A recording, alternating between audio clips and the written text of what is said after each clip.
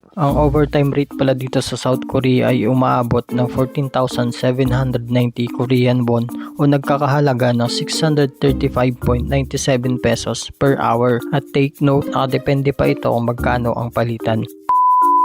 Anyong mga kachinggu, it's me, Chingu Je in South Korea. For today's video ay samahan nyo pala ako sa aking trabaho. Ngayon pala ay araw ng Sabado. At syempre kapag araw ng Sabado, may pasok tayo. As usual, pero alam nyo habang tumatagal, nasasanay na rin ako magtrabaho tuwing Sabado dito sa South Korea. Masaya naman, nakakatamad nga lang minsan, pero wala talaga tayong choice kundi pasukan na lang. Pero alam mo, ang kinagandahan dito sa South Korea ay binabayaran kami ng overtime rate tuwing Sabado. At isa ito sa dahilan kung bakit gustong gusto ko nang pumasok tuwing Sabado. Bali ang overtime rate pala dito ay umaabot ng 14,790 Korean won or nagkakahalaga ng 635 kada oras. Kung sa Pilipinas ito ay sigurado 8 oras ko nang pagtatrabahuan nito. Kaya talagang magandang mag-overtime dito sa South Korea. Sa ibang company kasi hindi sila nagpapa-overtime, kaya yung ibang mga EPS worker ay nagpapa-release sa ibang company na malakas magpa-overtime. Hindi mo rin kasi sila masisi lalo na pag may binubuhay silang pamilya. Kaya ang swerte na rin namin kasi malakas magpa-overtime itong company namin. Siguro sa isang buwan bihira lang na hindi magpa-overtime. Nung bago pa nga lang ako dito ay ayaw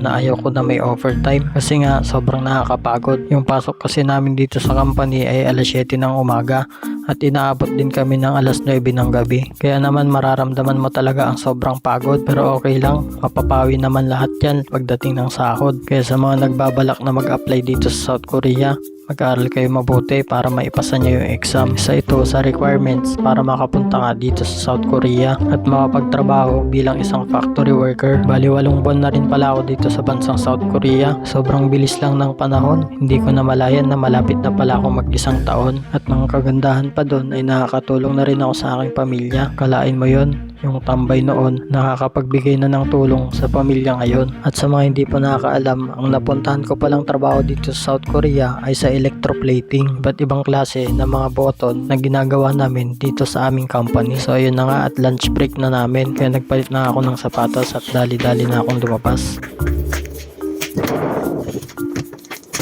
Ay, kapagod. Di pa tapos. Sabado. Ikaw?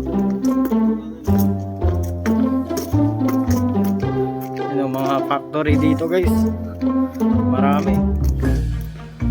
Kakain muna kami ngayon guys, samahan nyo kami, let's go.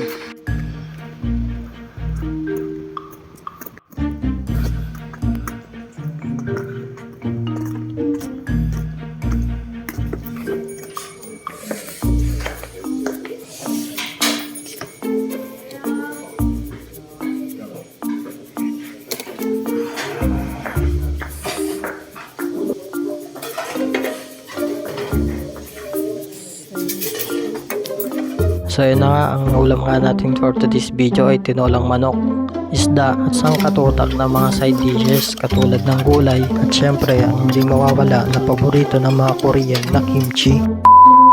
At after ko kumain ay dali-dali na akong bumalik dito sa aming company. Ang ginagawa ko pala tuwing lunch break ay matutulog dito sa aming stock room. At ayun na nga, at nagpalit na ako ng sapatos at inilatag ko na rin ang mahiwagang karton. Ganito talaga ang buhay sa abroad. Kailangan mong dumiskarte para tumagal ka sa trabaho. Kaya sa mga nagsasabi na masarap daw yung buhay dito sa abroad, hindi po. Madalas talaga nakakapagod. Pero depende naman yan sa tao. Sanayan na lang siguro. So paano ba yan mga kachingko? Hanggang dito na lang yung ating video.